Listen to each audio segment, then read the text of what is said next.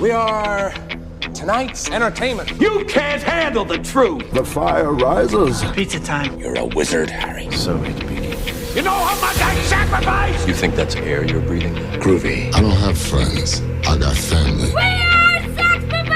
1, 2, 3, 4! Craft Services. Hi, Parth. Hey, Trent. You're looking well. You're looking sleepy. I feel like you wouldn't say that unless I told you, like, a second ago that, like, let's start the recording because I want to take a nap after this. That's true. Unless I look that disheveled. No, you look fine. Your room is now undecorated? It's a different room. Dedecorated? Yeah, it's not my college room anymore. Now it's my parents' my childhood room, my parents' house. And then I like took down as I was just telling Parth, I took down the posters of the movies I no longer feel strongly about, like The Shape of Water, for example. I haven't thought about that movie in a long, long time. I've been thinking about what you've been eating most recently, though. Okay, Parth. Credit where credit's due. Good transition. I do this thing when I go out for ice cream, where, and maybe I've talked about this before, we're reaching that point in our lives, where I, like, ask for the sample, and then I have no real intention of, like, necessarily sampling that and then and then getting that. It's more of, like, I just want a little extra different flavor. And so I tried a little coconut sample because I'm at the point in my life where, like, coconut is appealing to me, and then I got a coconut milkshake because it was so freaking good. And I'm at the point in my life where I can only drink like half a milkshake before I feel sick. And so I brought the other half home last night and I drank it right now after playing pickleball. What about you? That sounds lovely, Trent. My mom made it's Indian food called idli. It's kind of like a rice cake type thing. Like the country. Idli? It sounds like you're saying Italy, sort of, but I understand that it's a completely different thing. It was a cheap shot. Mine is IDLI, not Italy, but whatever. Yeah, it's basically kind of like I don't really know what you'd call it, but it's like you put it in like sambar, which is like soup with vegetables, and it tastes good. Sandbar. And so I had that. And I'm prepping to go to Jersey City to sleep over for a pretty brutal call time the next morning. Yeah, I was going to say, Parth, don't you have a pretty undesirable call time coming up? Why don't you tell us more about that? Yeah, I have to be in New York City at 4:30 a.m. And I live in New Jersey. So... Which is a different state entirely. Yeah. Yeah. It's not great. You have to get there in, like, the one time that the NJ Transit trains are sleeping because they're like, who could possibly need to get somewhere at this time? And the problem is that I need to get there at that time. But it's okay. My parking is being paid for, so in a sense, like, it's kind of nice to not have to worry about trains and stuff. Yeah. So I guess I've been in meetings all day today, so I'm also pretty tired. But I'm kind of choosing to not nap so that I can use that tiredness to try to sleep early. No, you taking a nap would be a recipe for disaster. Even more than you, as we were talking about, I was like, what are you going to do? Go to sleep at 8 p.m.? And you were like, best is like 10 p.m. and getting like 5 hours of sleep. So a nap would be shooting yourself in the foot. Already more than you're already screwed, Parth. Which everyone is acknowledging, you're already screwed. Okay, well, thanks for putting it that way. Why don't we just cue the intro, because I'm not really...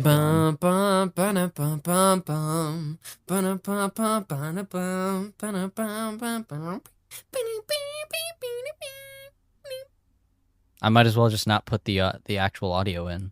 You did so beautifully. No, I lost it at the end there. I should cue it? I should actually cue it? I know that, like, the keys come in a really powerful way. That I wasn't able to accurately demonstrate. Cue the intro. Oh, God.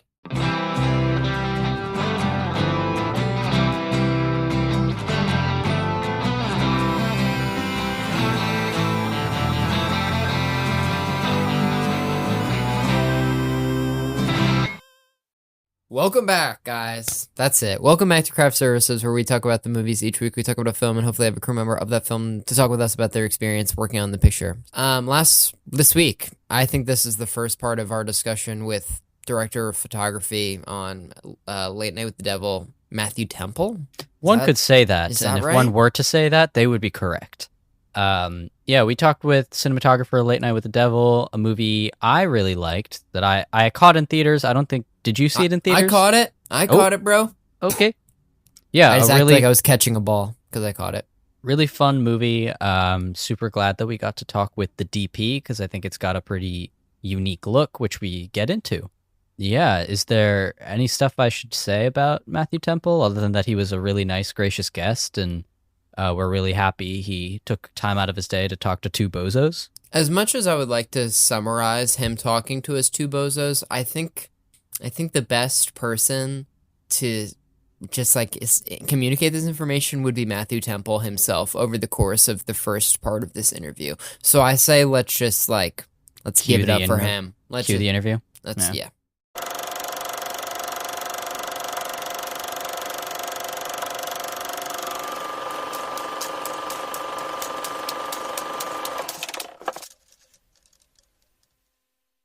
Hello, everybody, and welcome to our interview with Matthew Temple. He's the cinematographer behind our film for today, Late Night with the Devil. Thank you so much for being with us today. It's a pleasure. So just to start off, what was your relationship with film like at a young age? I think there were a few seminal films I saw when I was young.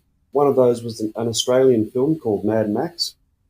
I saw that when I was in high school, and it was the first time I realised that even though Australia had a rich filmmaking history, it was the first time I really drew the dots and realised that, we make films in this country.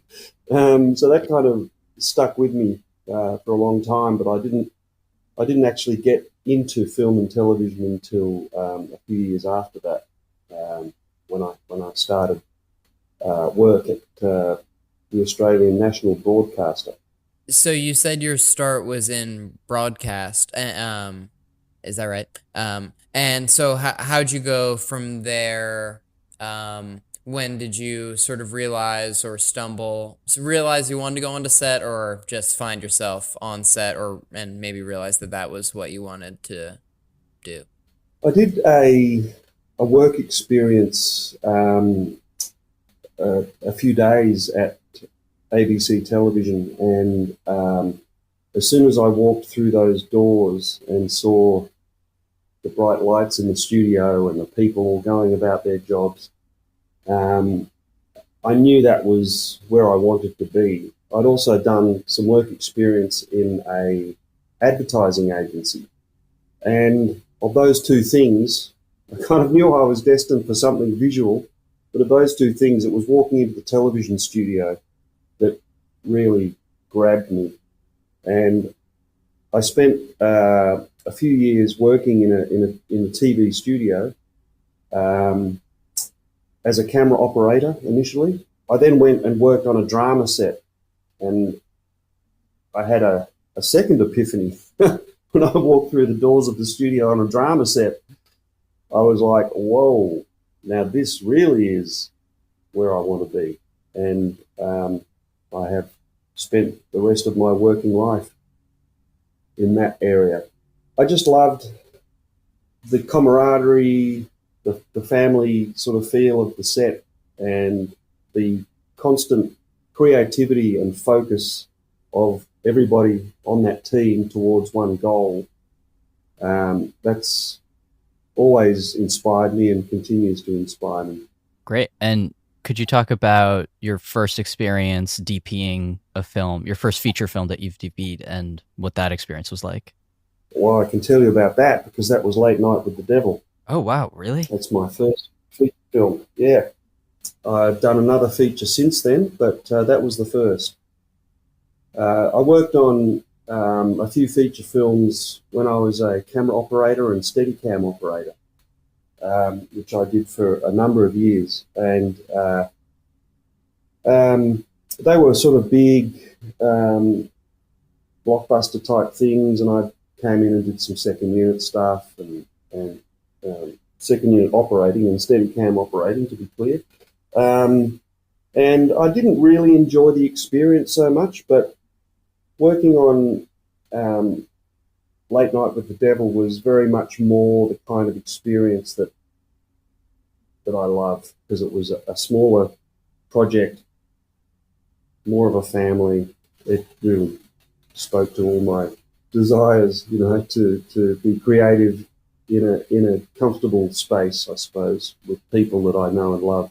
And I realized in real time how perfect that you come from a broadcast background, because that's like, and this is your first feature, because this is literally the meeting of those two things in, a sort of a perfect way. Yeah, absolutely. It was very funny when that project came to me by Cameron and Colin Cairns, the directors, because indeed it's where I started, in a television studio. And I hadn't operated a studio pedestal camera for 35 years or something. And so here I was back behind a pedestal camera with my two operating colleagues.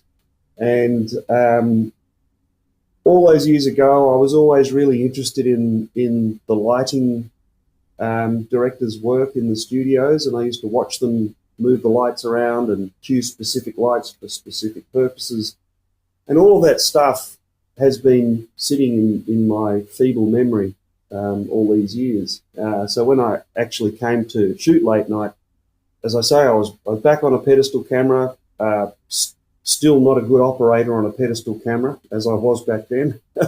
But I had some sort of knowledge about how a studio lighting rig works. So when it came to planning the lighting rig, I wasn't starting from zero, I suppose. I guess going back a little bit, you talked a bit about getting approached by the Cairns brothers. Could you talk about what that approach looked like and what kind of discussions you had with them? I actually met Colin and Cameron on their first feature film, which was called 100 Bloody Acres, which was another hilarious horror comedy movie. And if you haven't seen it, you should check it out. I came on board as the Steadicam operator on that job, and I really enjoyed working with them. I loved the ease of communication with them on set. Their shot concepts were great. They were quite challenging Steadicam shots I had to do on that movie, but they really appreciated my work, and we stayed in touch after that movie, and Colin invited me onto a television sort of a sketch comedy, really quirky, weird sketch comedy series that he was directing. He invited me on board as DP on that show, and then I think I actually suggested him as a director on another comedy series that I was shooting when they were looking for a director.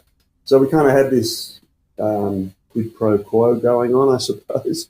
But nonetheless, I stayed friends with Colin and Cameron and stayed in touch, and I knew they had this movie brewing, and I was really pleased when they asked me if I'd be interested in shooting it. And from the very, concept of the thing, it just sounded amazing. And then when I got a script and their sort of lookbook thing that they'd made up, which they'd made up to look like an old TV magazine from the 70s, it was all just such inspiring stuff. And I couldn't wait to be involved. So since this was your first feature as a DP, it's like the perfect sample. But so in the pre-production, what did the pre-production look like? Were you shot listing, storyboarding, or what is your ideal pre-production setup? Yeah, that sort of takes me back to my first, one of my first DP jobs in television was actually shooting a sketch comedy series called Comedy Inc. And on that show, we'd often emulate, rip off, spoof movies or other television shows as part of the sketch comedy thing. And so the thing I really loved about doing that show was doing the homework for that upcoming sketch that we were going to shoot. So I'd watch the movie we were going to do. I remember we did Pirates of the Caribbean, and just watching that show and sort of trying to understand, break it down as to what made that show, you know, how they positioned the camera, were they using wide lenses or longer lenses, how they moved the camera, what the lighting was like, all that sort of stuff. So when it came to, when it came to Late Night with the Devil, I did a lot of that. I did a lot of that breaking down because the Cairns brothers had pulled together a whole lot of source material of late night talk shows, mostly from the US and also one that we made here in Australia. And I did exactly the same thing. I watched interviews. I broke down how the interview worked, if you like, mechanically. I actually printed out pictures of each moment in the interview and labeled which camera was doing what, because, you know, we had this great script, we had an amazing set coming together, and if it were a real TV show, we would have had a director up in the control room talking to us camera operators and saying, okay, we're cutting to camera 1 now, camera 2 stand by with a wide shot, camera 3 get ready for the guest coming in. You know, there would have been all of that going on in our heads and we would have known what we were doing, but we didn't have that because we weren't a real TV show. So I had to sort of understand how the anatomy of the classic late night talk show interview came together. So I did a lot of studying, as I say, of old material from that time and worked out where the cameras were at any given time.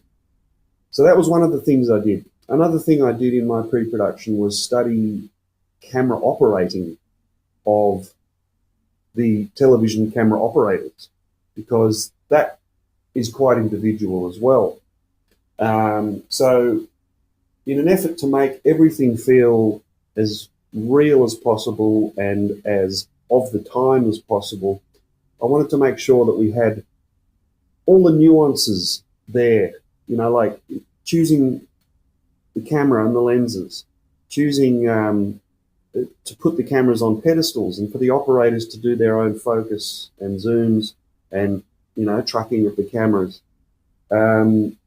You know, there's a number of ways you could have approached a project like this. You could have had grips teams and, you know, dollies and, you know, shot on large format or whatever. But I did all the things that would make the show feel right in the bones of the audience, if you like, by making sure that every element, as far as I could, would feel correct for the time. And if you could sort of go into the more technical sort of nitty-gritty, like what lenses you were using and the camera specifically. Yeah, we shot on Sony Venice. So we had 3 Sony Venice cameras mounted on pedestals. We had massive 25 to 300 Fujinon zooms on the cameras.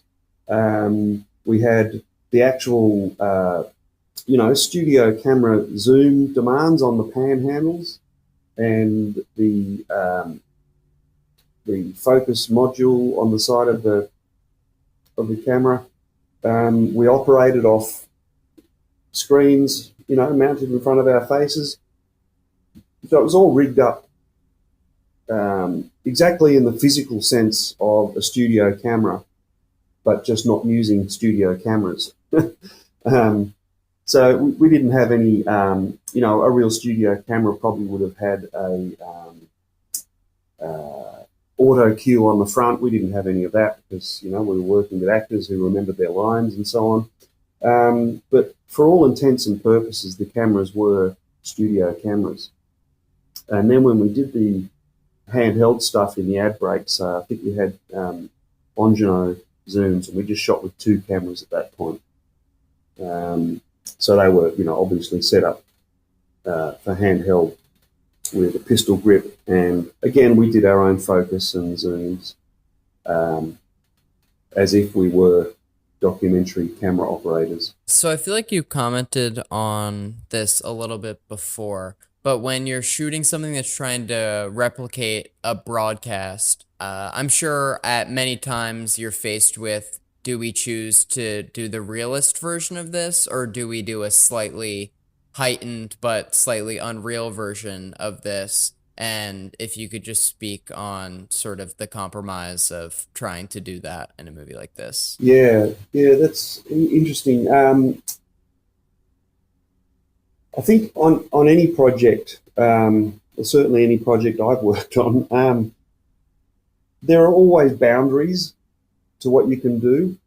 And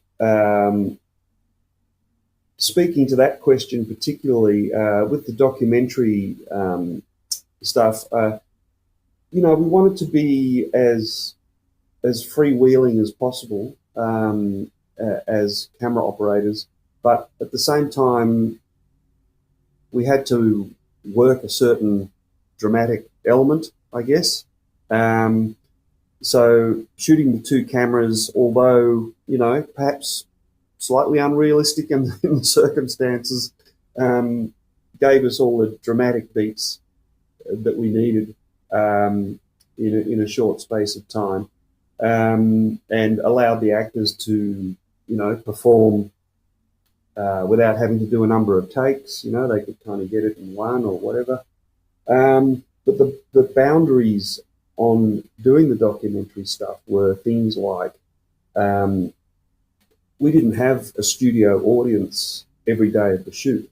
It was a 20-day shoot. So for cost reasons and, a number of other reasons, like we were shooting in COVID times and all that jazz, we couldn't have a studio full of audience members for 20 days. So, you have a restriction like that. So suddenly you can't point the camera anywhere because you're going to reveal that, that missing element. We also couldn't afford to have the studio band there every day.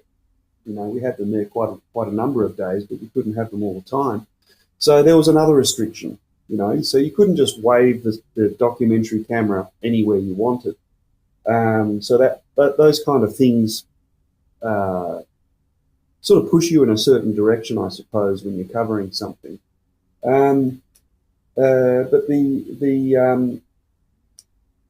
But with those restrictions aside, we kind of shot pretty naturalistically within the boundaries that we had.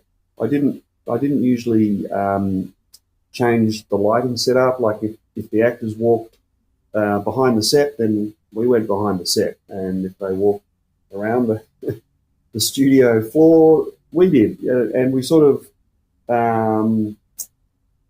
I just sort of accepted the lighting conditions as they were, so it didn't sort of feel like anything had been set up for those moments. They felt real as they could in that world, I suppose.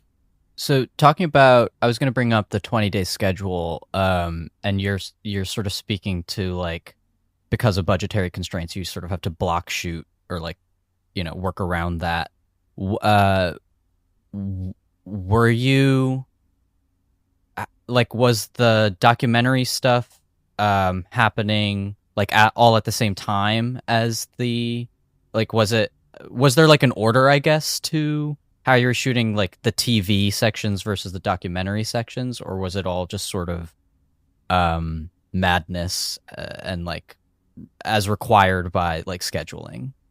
I think we might have bunched some together, but because, we were off the back of a studio moment, and going into a commercial break, we must have shot off the back of a studio setup, I think.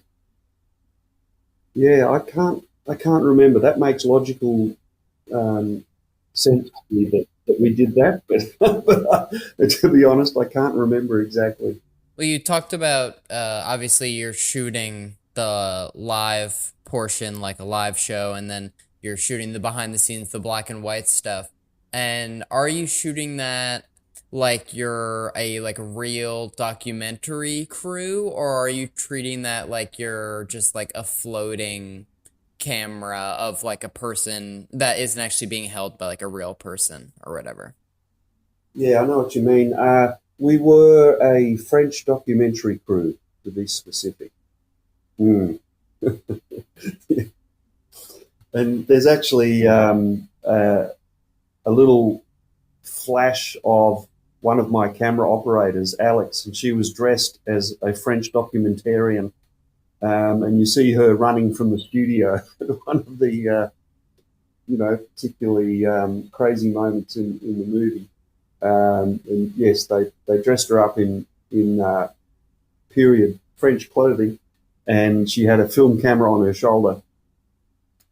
She bravely submitted herself to that little on-screen moment.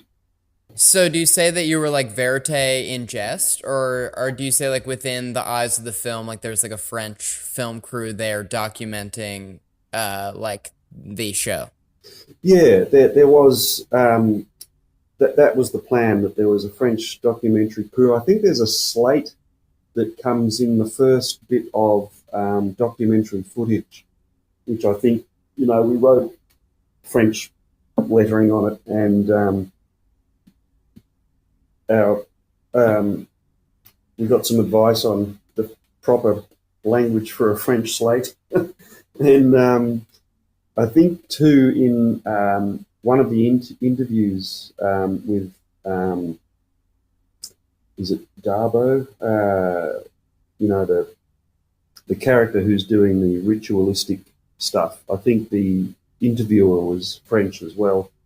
So yes, that was the Cairns Brothers little treat. The French documentary crew. I don't know why they went French, but they did. Jumping back sort of to the look of the movie, and it's obviously meant to be, like Johnny Carson times and whatnot. And so there's a retro look to the movie. Were you involved in the post process in making it like grungier? And like, so what did you do in post? I was blessed with a fabulous colorist by the name of Nicholas Hauer, and he was, well briefed in pre-production. I didn't, truthfully, I didn't spend a lot of time with him in post-production because I was shooting something else by then.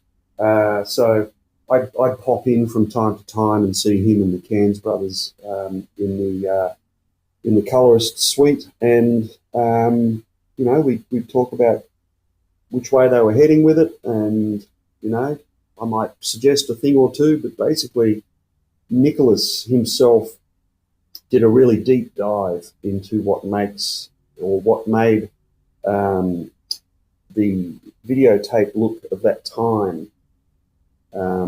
He basically did what I do, a deep dive on the look, and he put so many layers of intricate detail into the pictures, chromatic aberration, softness of lenses, misalignment of color, RGB channels, the color reactivity of U-matic videotapes. That's just the beginning. Like, he just did such a deep dive on the look, and that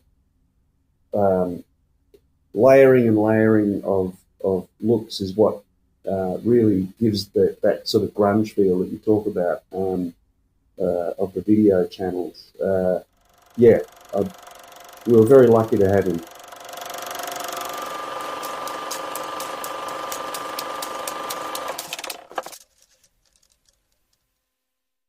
What an interview, Trent. Dang, bro.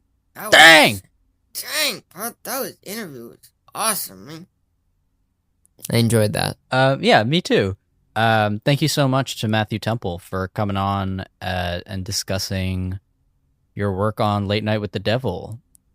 If you feel like you would like to sort of continue listening to his interview, because obviously this is just a part one. Obviously. As you could tell by the way it just sort of cuts in the middle. Obviously. If you'd love to finish it, join us next week, bro. We got episodes every Sunday, bro. Sunday, bro. 5 a.m., bro. So here's the thing, bro. Every Sunday, we release a new episode, bro. If you want to, like, catch us on social media, it'll be on Instagram, bro, or Twitter, bro, at Craft Services Podcast, bro. And then last but not least, you can find our show on whatever you're listening to us on as we speak. Yeah, bro. Okay. Yeah, bro. And then past that, Spotify, Apple Podcasts, Stitcher, frankly, wherever you get your podcasts at, bro. We're there, bro. We're there, bro. And this bit is insufferable, bro. And Matthew Temple, thank you for your time, bro. We are now bros. Parth and I were already bros, but now you are our third bro. You're broing out with us, bro. Like the 3ME bros. I like the 3ME bros. Thank you. Yeah, check us out next week for part 2. And then maybe we'll have a fun guest planned for the week after. Oh, Bye. yeah. Parth and we have some podcasting matters to attend to. We do. Okay. The people at home can interpret that as they please. No. But big things are coming, yo. This 2024 about to be a movie, bro. We're like, you know how like you join the film industry and then you start following a lot of people on Instagram, and then every now and then you're like, I wonder what this fucker's up to. And it's like their Instagram story is like, things are coming up, bro. I've been working on some stuff, bro. Everyone I know who like was like one of my friends' older brothers, like sketchy friends, now is like a hip hop producer. Oh, awesome. And they're all just like, I'm in the studio right now and I've got huge things coming, man. Yeah, huge news coming. And the funny thing is, the news never seems to come. Yeah. But you know what will come? Our episode next week.